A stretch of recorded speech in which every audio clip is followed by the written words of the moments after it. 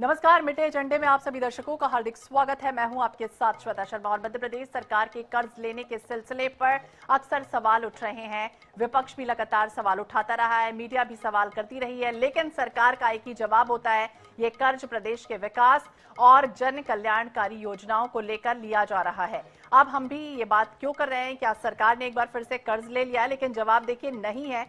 पिछले कर्ज के कारण सरकार ने अपनी मजबूरी केंद्र सरकार के सामने उजागर की और मध्य प्रदेश सरकार ने केंद्र सरकार को बकायदा चिट्ठी लिखी, अपनी मजबूरी का इजहार कर दिया है। अब आखिरकार वो मजबूरी क्या है और हम पहले जिस तरह से हजारों करोड़ के कर्ज तले दबे हैं, लिहाजा हम किसानों के गेहूं और चावल समर्थन मूल्य पर खरीद नहीं पाएंगे, अब आप ही खरीदिए, इस तरह की चिट्ठी लिखी गई है। इधर चर्चा और राजनीति का बाजार गर्म हो चुका है क्योंकि चिट्ठी निकल चुकी है। विपक्ष सरकार पर हमलावर है। तो चलिए आज ही हम समझते हैं कि इस चिट्ठी के पीछे तर्क क्या है, वजह क्या है, मजबूरी है या सरकार का इरादा क्या है, विपक्ष का अगला कदम अब क्या होगा, देखिए।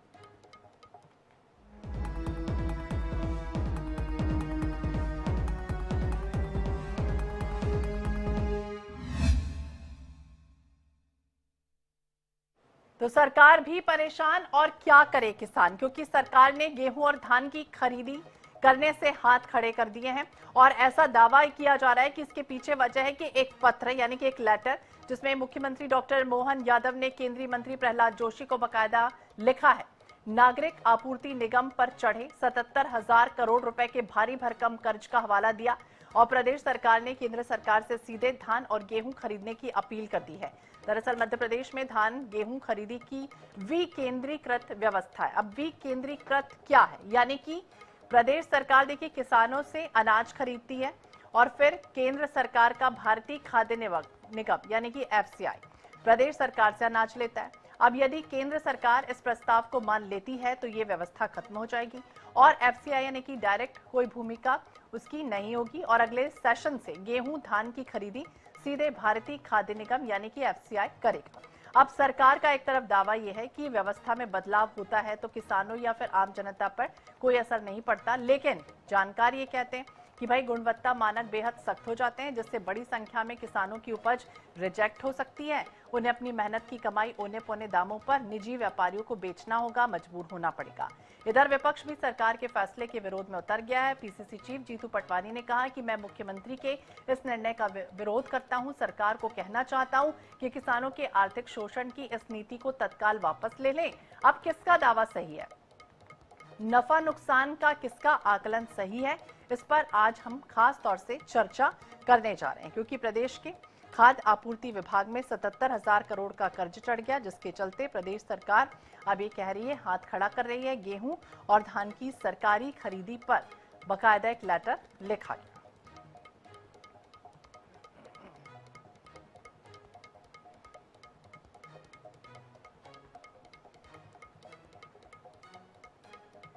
तो आज हम चर्चा करने जा रहे हैं कि आखिरकार जिस तरह से सरकार एक तरफ तो परेशान है, किसानों की भी अपनी समस्याएं हैं, किसान भी परेशान है, तो सरकार क्या करे, किसान क्या करे, इस पर हम आज चर्चा करने जा रहे हैं। दोनों की अपनी मजबूरियां हैं। एक तरफ सरकार का ये भी दावा है कि भाई हम क्या करें। इसी विषय पर हम आज खास तौर से चर्चा करने जा रहे हैं। हमारे साथ दो खास मेहमान जुड़ गए, हम उनसे जानने की कोशिश करते हैं कि आखिरकार किसका पक्ष सही है। हमारे साथ राहुल राज जी हैं, कांग्रेस के प्रवक्ता है। राहुल जी, बहुत बहुत स्वागत है आपका INS 24/7 पर। राघवेंद्र पटेल जी हैं, राष्ट्रीय प्रचार प्रमुख, भारतीय किसान संघ से, बहुत बहुत स्वागत है राघवेंद्र जी आपका भी INS 24/7 पर। और सबसे पहले राहुल जी आपसे ही समझना चाहेंगे क्योंकि प्रदेश सरकार जिस तरह से ये कह रही है कि भाई हमारे पास तो करोड़ों का कर्जा इस समय इकट्ठा हो गया, अब करोड़ों का कर्जा हो गया तो जाहिर तौर पर अगर ये जो व्यवस्थाएं हैं उसको हम कुछ बदलाव कर दें, यानी विकेंद्रीकृत से केंद्रीकृत कर दें, डायरेक्ट एफसीआई खरीद ले किसानों से, तो दिक्कत क्या है, विपक्ष आखिरकार क्यों इसका विरोध कर रहा है?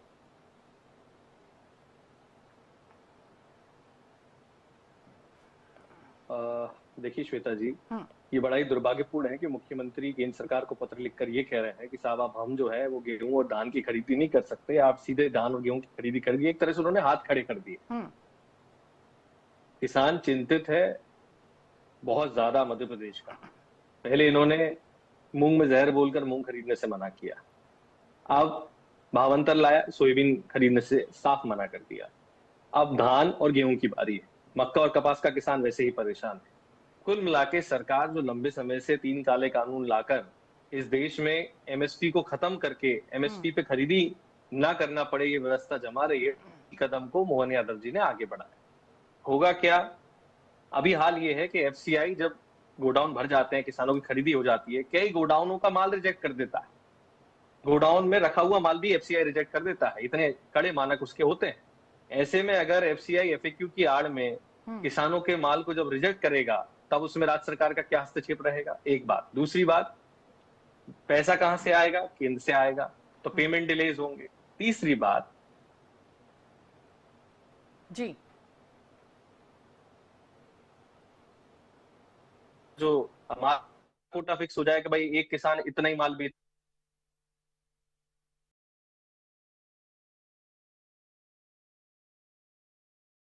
आपको मेरी आवाज आ रही है?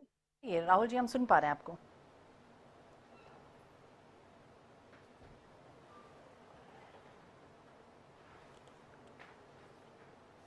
हेलो। जी जी बोलते रहिए, हम सुन पा रहे हैं राहुल जी आपको, आपकी आवाज हम तक पहुंच रही है।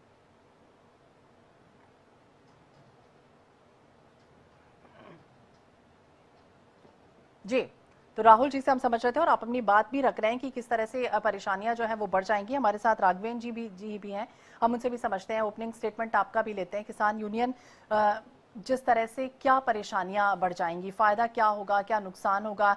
जिस तरह से जानकारी एक तरफ कह रहे हैं कि परेशानियां जो है वो बढ़ने वाली हैं क्योंकि एफसीआई के कई सख्त रूल्स होते हैं, रेगुलेशन होते हैं, जिसके तहत किसानों को बेहद परेशानियां होंगी। एक तरफ सरकार की दलील भी है कि कोई परेशानी नहीं होगी।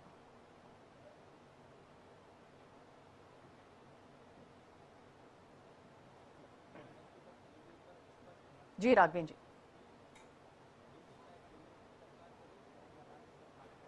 राज्य के पास संसाधन क्या है, उसकी व्यवस्थाएं हैं कि नहीं है, वो राज्य तय करेगा।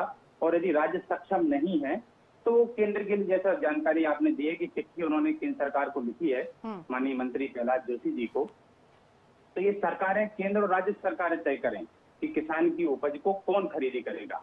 हमारा मानना है कि किसान की उपज धान और गेहूं एमएसपी पर खरीदी होनी चाहिए और उसका वाजिब मूल्य जो किसान को है, न्यूनतम समर्थन मूल्य, उसको मिलना चाहिए। यदि वो एमएसपी के माध्यम से मिले या मंडियों में बाजार के माध्यम से मिले, लेकिन उससे नीचे उसको मूल्य नहीं मिलना चाहिए। ये भारतीय किसान संघ का स्पष्ट मत है। और मुझे लगता है जहां तक व्यवस्थाओं की बात है, तो ये राज्य सरकार यदि एजेंसी बनती है तो ये राज्य की जिम्मेदारी है कि वो खरीदी किस प्रकार से संचालित करेगी और जिससे किसानों की एक एक दाना, एक एक उपज, उसकी खरीदी की जाए। मुझे लगता है इसमें अपनी अपनी जिम्मेदारी राज्य और केंद्र को दोनों को निभानी चाहिए। और किसान का सिर्फ एक मत है कि उसकी उपज की खरीदी पूरी तरीके से सुनिश्चित होनी चाहिए।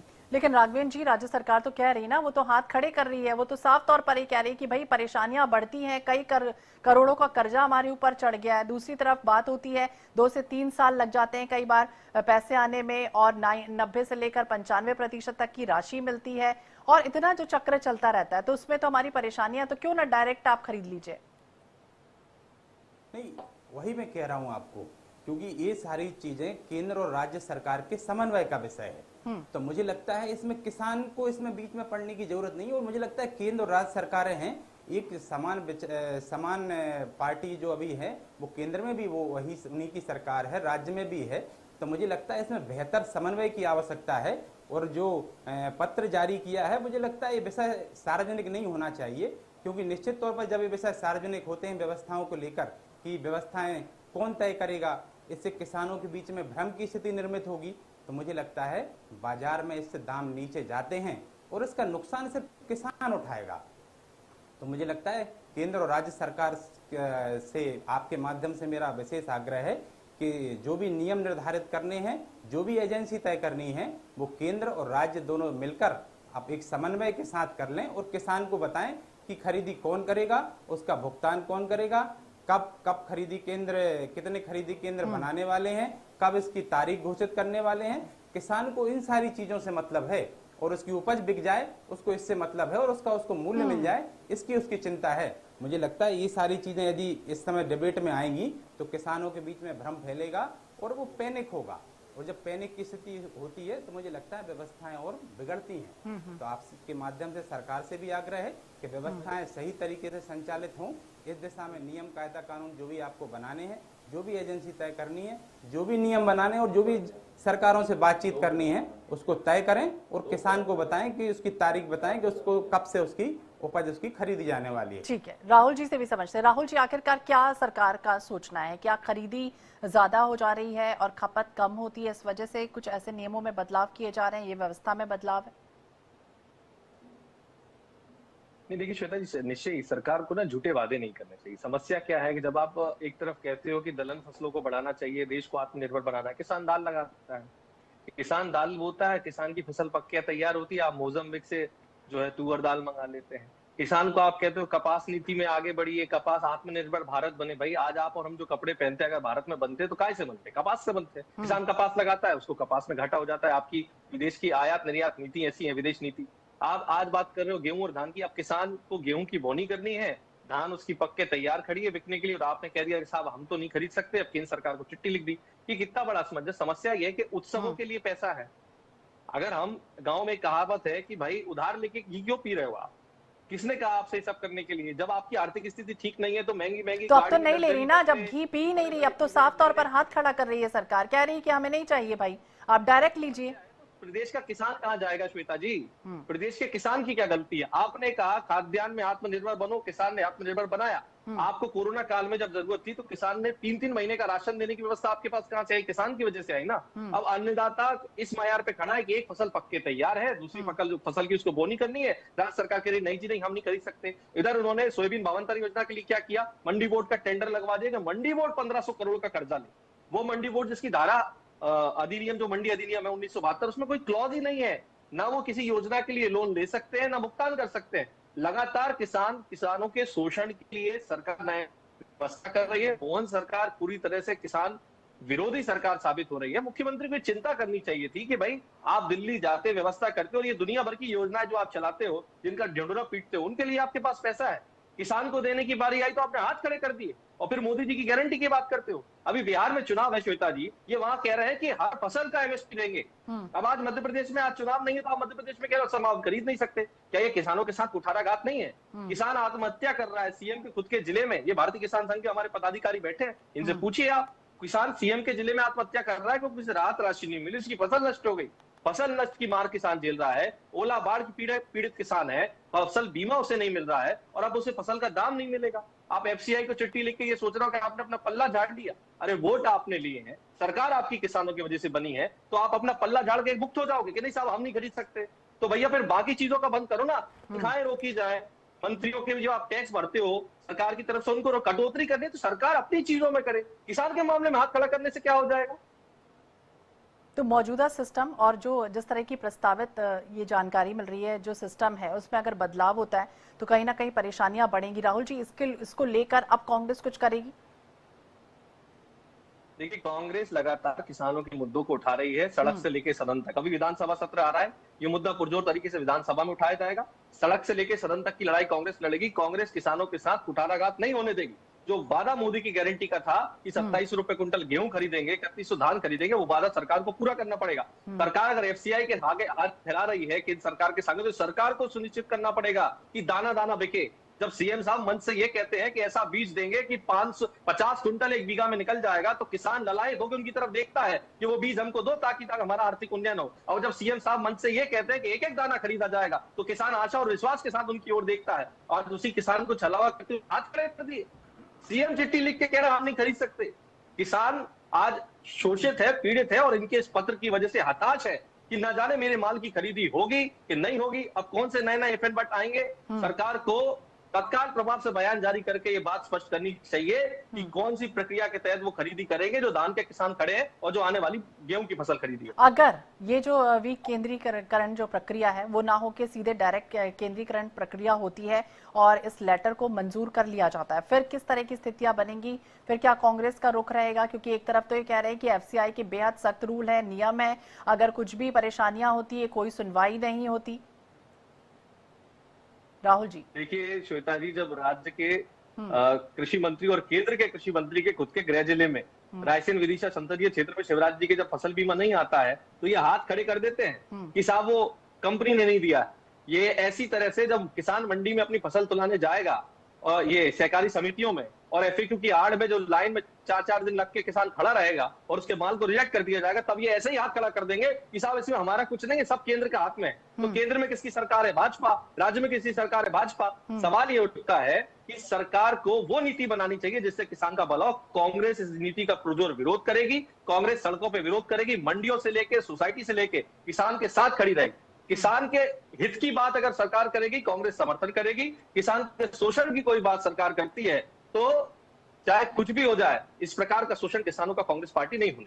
लेकिन वो तो कह रही है, सरकार तो कह रही है कि कोई बदलाव नहीं होगा, किसानों को कोई परेशानियां नहीं होंगी। भाई एफसीआई डायरेक्ट लेगा, अपनी किसान फसल बेचेंगे, अनाज बेचेंगे और फिर वो आराम से ले लेगी। उसमें क्या परेशानियां है, क्या फायदा है सरकार का? व्यावहारिक तरीके से मैं तो आपको बतौर किसान बता रहा हूँ, हम जब 4-4 दिन एक टोकन लेके जाते हैं ना, 4-4 दिन हमको लाइन में लगना पड़ता है। सरकार क्या कहती है? 24 घंटे में तुलाई हो जाएगी टोकन के, जिस दिन डेट है उसी दिन तुलाई होती है क्या?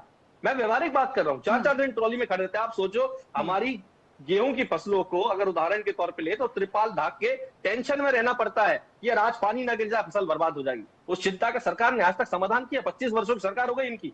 पूछो आप इन लोगों से, भाजपा के नेताओं से, उन्होंने चिंता करी? टोकन आने के 4-4 दिन बाद तुलाई होती है, हाथ खड़ा कर देते हैं। तुलाई होने के बाद एफएक्यू की आड़ में माल रिजेक्ट होता है, हाथ खड़ा कर देते हैं। माल की तुलाई होने के बाद 1-1 महीने पैसा नहीं आता, ये हाथ खड़ा कर देते हैं। हाथ खड़ा करना कोई समाधान है? मैं आपको वो व्यवहारिक बात बता रहा हूं बतौर किसान, जो हमें पीड़ा होती है। आज जब सरकार खरीदी कर रही राज्य की, तब इतनी पीड़ाएं हैं, इतनी विसंगतियां हैं कि मूंग के किसानों का आज तक पैसा नहीं आया। आज तक 2017 की भावंतर की राशि का पैसा आज तक नहीं आया। इन विसंगतियों को दूर से राज्य सरकार नहीं कर पा रही और ये कह रही है कि केंद्र की एजेंसी सीधी इन्वॉल्व होगी और ये हाथ नहीं खड़ा करेंगे। किस बात पे भरोसा करे? समाज समस्या सबसे बड़े अविश्वास की। किसान समुदाय इनकी बातों पर विश्वास नहीं करता है क्योंकि इन्हें समय समय पर एक योजना ऐसी लोक लुभावन लाते हैं कि इससे भला हो जाएगा। किसानों की आय तो ये दुगनी कर रहे थे 2022 तक। हम भरोसा कैसे करें? प्रश्न है भरोसे का। मध्य प्रदेश के मुख्यमंत्री मोहन यादव पर प्रदेश के किसानों को बिल्कुल भरोसा नहीं है, क्योंकि मूंग में जहर बोलने वाले मुख्यमंत्री, सोयाबीन के लिए भावंतर लाने वाले मुख्यमंत्री, मक्का के किसानों की कमर तोड़ने वाले मुख्यमंत्री अब गेहूं और धान के किसानों की भी कमर तोड़ने जा रहे हैं। जी, आपसे भी समझना चाहेंगे, आप क्या अधिकारी अपनी जिम्मेदारी नहीं उठा पा रहे, इस वजह से इस तरह के बदलावों की जो प्रक्रिया है उसको लेकर बकायदा ये लेटर लिखा गया है, किसान अगर परेशान होते हैं, रिजेक्ट हो जाता है, औने पौने दामों में अपने जो अनाज को निजी व्यापारियों को बेचते हैं तो परेशानियां बढ़ेंगी। किसान यूनियन कुछ करेगा उसके लिए? नहीं, भारतीय किसान संघ का तो स्पष्ट कहना है कि भाई किसान उत्पादन करता है और वो सारा उत्पादन जो भी करता है, जैसे कि धान और गेहूं की बात हो रही, वो अपने घर में नहीं रखता है, वो इस देश के लिए अन्न पैदा करता है, तभी उसको अन्नदाता कहा जाता है। और जब अन्नदाता अपनी मेहनत और परिश्रम की कमाई से जब अन्न पैदा कर रहा है तो मुझे लगता है उसकी खरीदी की जो व्यवस्था एमएसपी पर तय है, उस व्यवस्था के लिए चाहे सरकारें कोई भी हों, उनको उस व्यवस्था निर्माण में सहयोगी होना चाहिए। और निश्चित तौर पर अभी जो देखने को मिल रहा है कि भाई जब भी खरीदी होती है तो जो तंत्र को जिस व्यवस्था के साथ काम करना चाहिए था, सिस्टम में चाहे प्रशासन व्यवस्थाओं के जितने भी अंग हैं, जितने भी विभाग हैं, निश्चित तौर पर किसानों को परेशानी हो रही है, चाहे भुगतान को लेकर हो, चाहे खरीदी को लेकर हो, चाहे एफएक्यू को लेकर हो। तो मुझे लगता है किसान वैसे ही बहुत ज्यादा परेशान है और मुझे लगता है एक नई परेशानी उसके सामने खड़ी नहीं करनी चाहिए। और इस सरकारों का विषय है, वो मुझे लगता है माननीय मुख्यमंत्री जी हों या राज्य के कृषि मंत्री जी हों, मुझे लगता है अधिक समय इस बात को स्पष्ट करने में नहीं लगना चाहिए कि खरीदी केंद्र करेगा या राज्य करेगा। मुझे लगता है भारतीय किसान संघ का भी स्पष्ट कहना है कि तत्काल किसान के बीच में किसी प्रकार की भ्रम की स्थिति ना हो और इसको तत्काल इसको क्लियर करना चाहिए। लेकिन भ्रम की स्थितियां तो बन रही है ना। आप ये राघवेंद्र जी ये भी तो आपसे समझना चाहेंगे, क्या अधिकारी अपनी जिम्मेदारी नहीं निभा पा रहे हैं? क्योंकि अगर राज्य का निगम होगा तो आसानी से किसानों के प्रति झुकाव होगा, आकर्षण होगा, उनकी परेशानियां वो सुनेंगे। लेकिन एफसीआई अगर डायरेक्ट करता है तो परेशानियां बढ़ सकती है। जिस तरह से जानकारी कह रहे हैं, विपक्ष भी ये कह रहा है कि परेशानियां बढ़ेंगी, उनसे प्रॉपर जो है वो किसान अपनी समस्या बता नहीं पाएंगे। देखिए, अभी जो खरीदी सिस्टम है उसके अकॉर्डिंग उन परेशानियों को झेलते हुए भी किसान अपनी उपज सरकार को बेच रहा है, समर्थन मूल्य पर दे रहा है।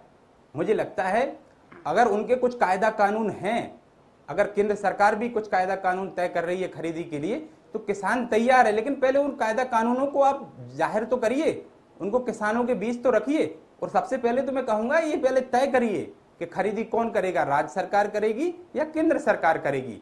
मुझे लगता है महत्वपूर्ण विषय ये है। और राज्य की स्थिति क्या है, एक किसान अनाज पैदा कर रहा है, उसको उससे कोई लेना देना नहीं है। और मुझे लगता है राज्य की व्यवस्थाएं हैं, राज्य के मुख्यमंत्री जी हैं, वित्त मंत्री जी हैं, वो तय करेंगे इस बारे में कि उनकी क्या स्थिति है, और वो केंद्र सरकार को बताएं। अगर उनको सहायता की आवश्यकता है तो सहायता के लिए सरकार को प्रस्ताव दें। हमारे राज्य के माननीय कृषि मंत्री हैं, जो सहायता उनसे होगी वो करेंगे। तो मुझे लगता है ये सरकारों के विषय हैं, इस सरकारों को आपस में बात करनी चाहिए और एक व्यवस्था और एक सुव्यवस्थित व्यवस्था तो बनाएंगे। राहुल जी, आपसे भी समझना चाहेंगे, क्या वित्तीय बोझ बढ़ रहा है सरकार का, वो अपनी दलील दे रही है, दूसरी तरफ ये भी कह रही है कि भाई 30,000 करोड़ का कर्ज वापसी में कई बार 2 से 3 साल लग जाते हैं, कटौती भी साथ साथ होती है, 90 से 95% पैसा आता है, तो हमारी परेशानियां बढ़ रही हैं, इसलिए हम इस तरह की व्यवस्था लाना चाहते हैं। देखिए श्वेता जी, सरकार पे कर्ज वित्तीय कुप्रबंधन से बढ़ता है। सरकार का अपना वित्तीय कुप्रबंधन है। दिग्विजय सिंह जी की जब सरकार गई थी, कांग्रेस की सरकार, जब दिग्विजय सिंह जी मुख्यमंत्री थे, तब से लेके शिवराज सिंह जी के कार्यकाल तक 16 गुना कर्जा मध्य प्रदेश की सरकार पे पड़ा। एक तरफ ये कहते हैं कि हमने उद्योग लगाया, एक तरफ ये कहते हैं कि हमने विकास किया। अगर आपने विकास किया, उद्योग लगाया, रोजगार लगाया, तो फिर मध्य प्रदेश को कर्ज लेने की आवश्यकता क्यों पड़ी? भाई कर्ज तो तब लिया जाता है ना कि आप जब व्यवस्थाएं सुचारू नहीं चला पा रहे। आज हालात ये है कि मध्य प्रदेश की सरकार के लिए ब्याज चुकाने के लिए भी कर्ज ले रही हो। वहां मुख्यमंत्री अगर किसानों के मुद्दे पे हाथ खड़ा करते हैं तो चिंता होती है श्वेता, क्योंकि जब सरकार के चिंता पास होती है। और अब इस चिंता के बाद जिस तरह का पत्र लिखा गया है, इस पत्र के बाद क्या जवाब आता है, फिलहाल देखना होगा। बहुत बहुत शुक्रिया आप दोनों ही मेहमानों का बातचीत करने के लिए, इस परिचर्चा में हिस्सा लेने के लिए। तो मत जिस तरह की बात कही जा रही है कि सरकार अब पूरी तरह से हाथ खड़ा कर रही है और FCI से रिक्वेस्ट एक तरह से कर रही है पत्र के माध्यम से कि वो डायरेक्ट खरीदी करे, और इस खरीदी के बाद कितना असर होता है और किसानों की दलील क्या होती है और किसानों पर इसका क्या असर पड़ता है, जानकार क्या कुछ कहते हैं, लगातार नजर बनी रहेगी। लेकिन इसी के साथ इस बुलेटिन में फिलहाल इतना ही। बाकी अपडेट्स के लिए आप देखते रहिए INS 24/7। नमस्कार।